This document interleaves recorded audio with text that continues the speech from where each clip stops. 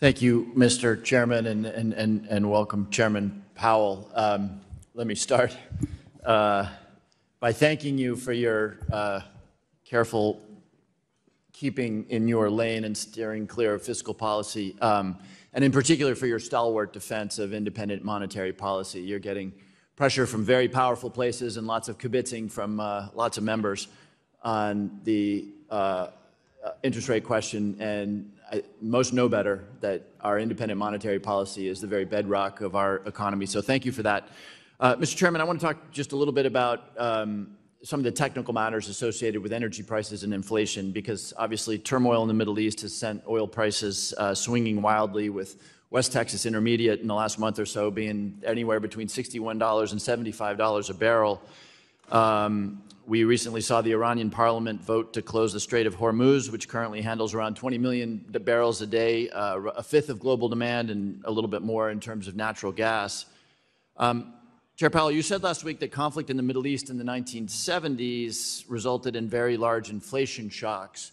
In contrast to the 1970s, today the United States does not import most of its energy.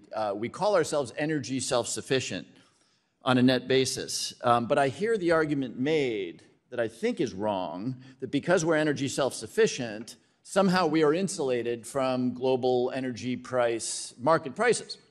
Can you comment on that? Is there any validity to the notion that we are not, American consumers of energy are not subject to global swings in energy prices? Yeah, so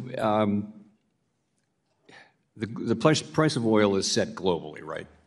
And I think if you go back a few years, the thought was that when we had a natural shock absorber, which is that we would just drill more, and that we would, if prices went up, we would drill more, and so you wouldn't have these sustained price shocks that we had during the 1970s and the original OPEC era. I think that is actually in question now because the oil industry in the U.S. is being much more careful and focused on return on investment than they were, having been burned with overcapacity. Right, and I mean, yeah, in the long run, you can invest in additional extraction technologies, but this does not respond to day-to-day spot prices. So not quickly, the point I'm trying to make is that the conflict in the Middle East, if it resulted in $120 barrel oil, which is where oil was in 2022, that would have a fairly substantial inflationary impact on the American household. Is that correct?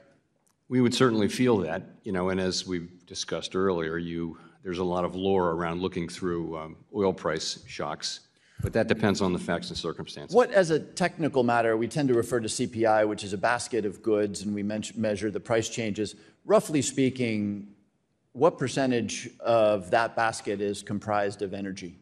I don't have that on the top of my head. It's much less than it was, of course. And oil consumption is much less than it was in the 70s as a percent of GDP. But energy includes natural gas and gasoline, and that's it's a meaningful portion of the yes. Although of course we have more natural gas than we have so much natural gas, so that'll always be there for us. So none of us can predict what's going to happen in the Middle East in an hour, much less in a week or a month or a year. But as a technical matter, at what price for a barrel of oil does the American household begin to feel inflationary effects? So we're at $75 a barrel roughly right now. At what price point does the American household begin to feel some inflationary effects?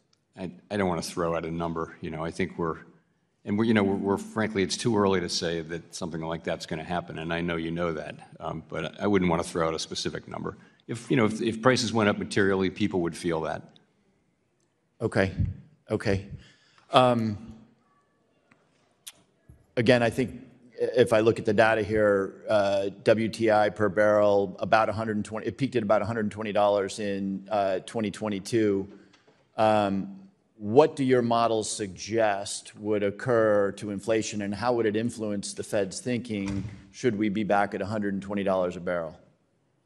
Well, let's just say there's a big price spike in that range. So, we would look at that and we would ask ourselves, we look at the overall situation, we would ask ourselves, should we react to that? So, for example, during what we called the Arab Spring back in the early teens, oil prices went up a lot, and that went into the price, and there was a discussion, and I think the right answer was to look through that.